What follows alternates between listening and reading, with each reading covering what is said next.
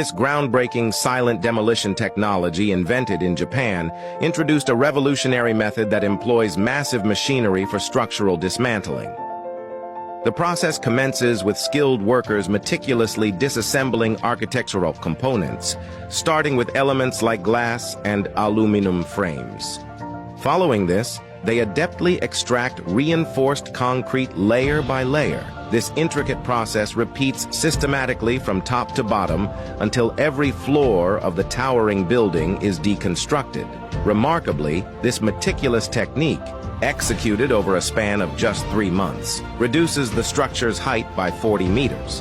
No noise, no dust. Within half a year, this once 150-meter-high edifice gracefully vanishes into thin air. In stark contrast to traditional demolition methods, notorious for hazardous dust and inevitable noise,